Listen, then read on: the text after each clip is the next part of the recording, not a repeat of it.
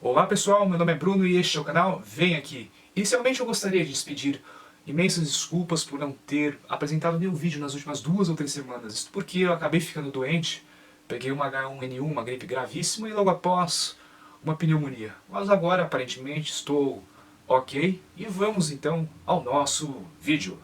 É muito provável que você já tenha ouvido falar sobre a tal dieta low carb. Alguns falam bem, outros falam mal, outros deturpam algumas ideias. Eu aqui estou para lhes dar o meu depoimento. Isso porque quando eu iniciei a low carb, de verdade, eu tinha por volta de 102 ou 103 quilos. Cheguei a perder algo próximo dos 30 quilos. E hoje encontro-me com apenas, ou no peso ideal, de 75 quilogramas. A primeira coisa que vocês precisam ter em mente é de que a low carb, de fato, trata sim de uma dieta, mas não uma dieta em seu sentido ordinário, no sentido ordinário deste termo. Portanto, não se trata de uma simples restrição alimentar de caráter temporário destinada a um fim bastante específico que geralmente é relacionado ao controle ou à perda do peso. Diferentemente, a low carb trata sim de uma dieta, mas de caráter permanente. Seria uma reeducação alimentar que tem por objetivo final a melhoria ou a preservação da sua saúde. E por consequência, por efeitos colaterais, você acaba perdendo peso. Quem se dedicou minimamente às aulas do ensino médio, especificamente às aulas de biologia, sabe que são 3 os macronutrientes existentes. São eles: proteínas, gorduras e carboidratos.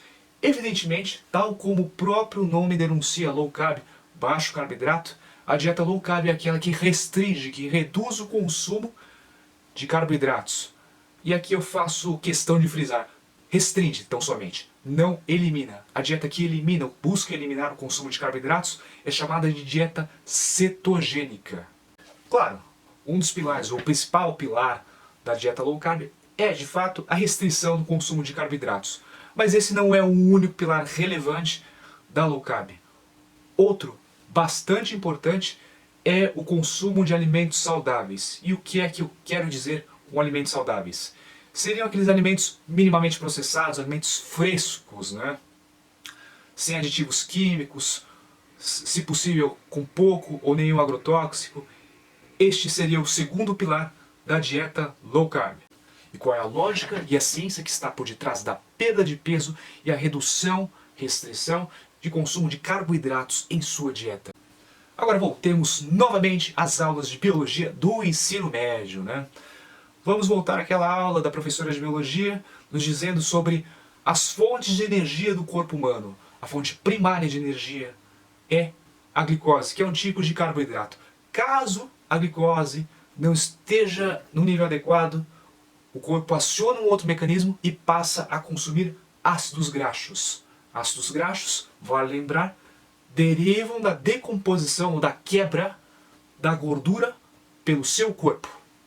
Acontece que nas dietas da sociedade moderna, riquíssimas em, por exemplo, pães. De manhã você acorda, o que é que você come? Come um pão. Pão com geleia, né? Depois, à tarde, no seu almoço, você come o quê? Macarrão, arroz, feijão, batatas, come o que mais? Lasanha, né? Durante a tarde você, por exemplo, come seu snack, a sua barrinha de cereais. São todos esses alimentos riquíssimos em carboidratos. E o que acontece com o seu nível de glicose no sangue? Ele jamais desce.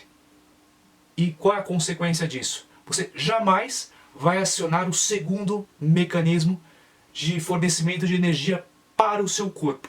Enquanto você tiver glicose em níveis elevados, esse segundo mecanismo de obtenção de energia por meio dos ácidos graxos, que derivam, novamente, da gordura, esse mecanismo jamais será acionado. E após anos e anos, talvez décadas de consumo elevado e reiterado de carboidratos, muitas das vezes carboidratos de péssima qualidade, por exemplo, batata frita, o seu corpo acaba por se acostumar a tão somente obter energia dessa fonte primária, da glicose. E esquece-se de obter energia dessa fonte secundária, que é o ácido graxo, que, vale aqui reiterar, é derivado da gordura, daquela que fica acumulada em seus pneuzinhos, né? E é por isso que por mais que o sujeito esteja obeso, gordo, rechonchudo, redondo, ele ainda assim, chegada de determinada hora, ele vai sentir fome e muita fome. E aí entra uma outra questão, a questão hormonal. Insulina.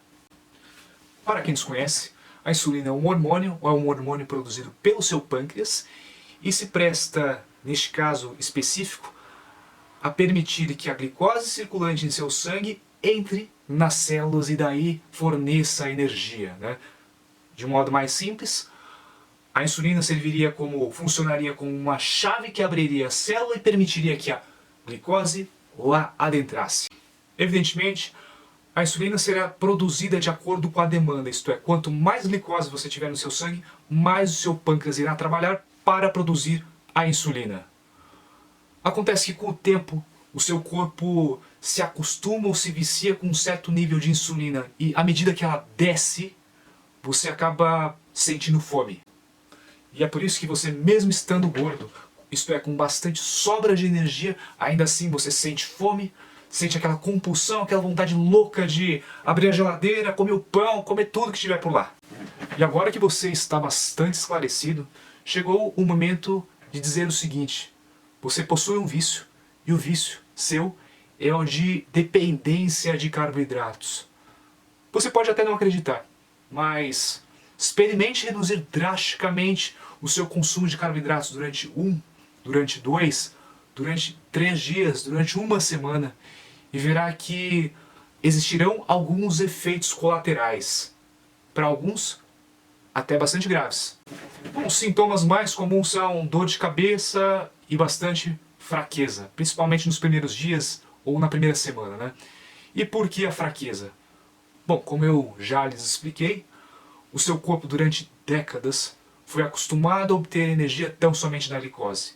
E é evidente que esse vício em glicose, durante um certo tempo, vai prejudicar o seu corpo a passar a consumir gordura, isto é, a reserva do seu próprio corpo, né? Na verdade seria o ácido graxo. Mas isso demanda um certo tempo. E durante esse tempo de aclimatação, de adaptação do seu corpo a essa nova dinâmica, você vai, evidentemente, sofrer. Porém, se você tiver força de vontade, você vai superar essa abstinência e vai entrar definitivamente num novo mundo. Depois de finalmente terminar essa parte mais teórica, passemos então à parte prática, o que de fato devemos comer e o que devemos evitar em nossa dieta low carb.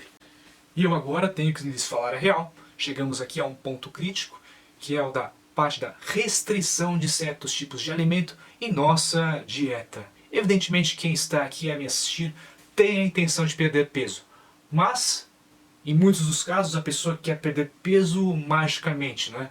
Você quer atingir esse objetivo, mas não quer seguir a linha ou a risca todas as etapas necessárias para a sua consecução.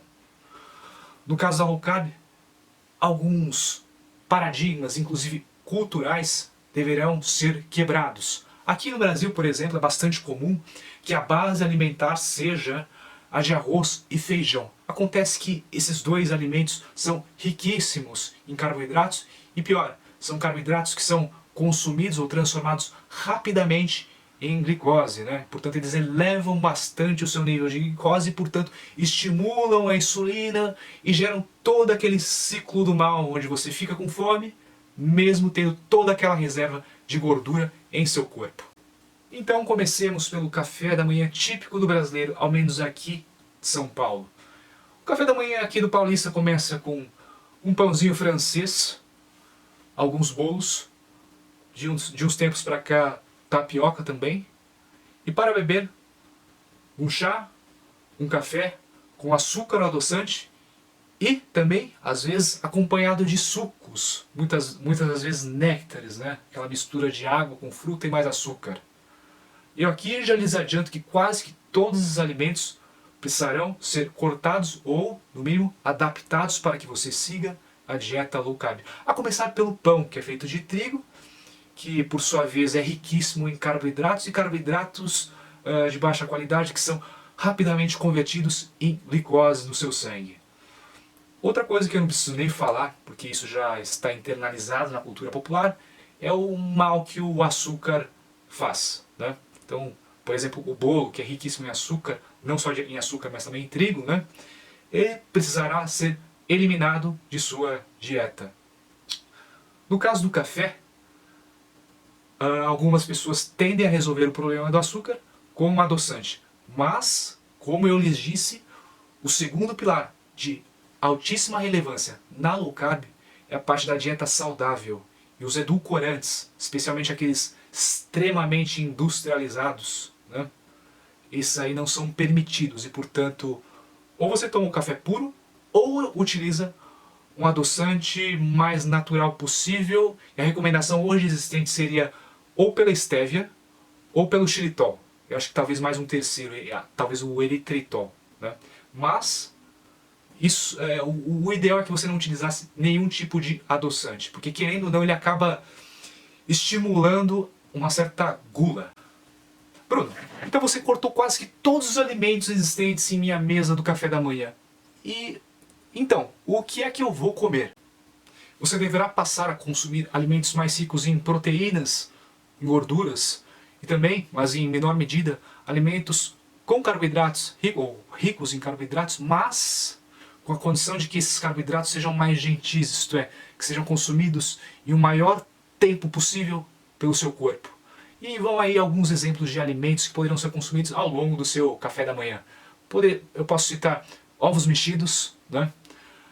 Queijos, mas queijos bem maturados, por exemplo, um parmesão, um queijo Gouda, um queijo Reino, porque os queijos menos maturados, aqueles queijos brancos, queijo frescal e etc., são queijos que possuem, por não terem passado por esse processo maior de maturação, eles possuem um nível mais elevado de lactose, que é um tipo de açúcar, de carboidrato e, portanto, estaria fora da low carb.